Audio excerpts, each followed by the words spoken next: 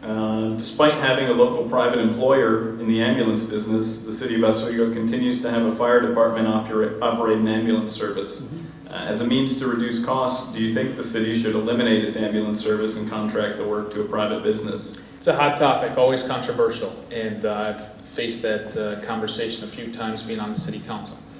The ambulance is somewhat of a scapegoat to the real underlying problem if you really dig into the budget of the city and the fire department specifically.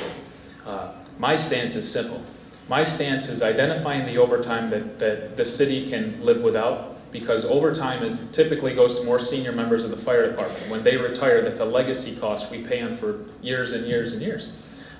So the argument is, now the $80,000 specific ambulance, physically the ambulance, really isn't that expensive.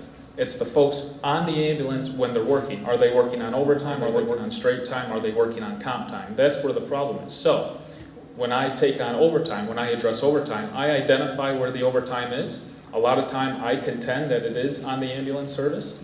And that's why through summer there was a conversation to lease an additional ambulance. I voted against that. Because as we have more people on staff, that's more opportunity to backfill, it's more opportunity for time available to log overtime.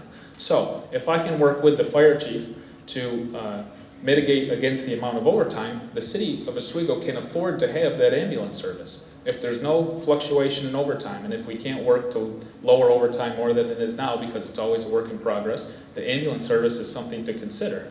Now, I commend the fire chief and the fire department, and the mayor's correct.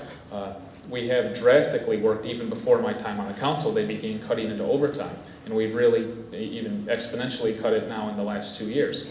But the actual cost of the ambulance isn't in the physical ambulance. It's on the personnel costs associated with that ambulance. I'm prepared to make a decision that will help stabilize the taxes. And if that means that I have to look at who's riding that ambulance and I have to dig into overtime costs more, I'm willing to do that.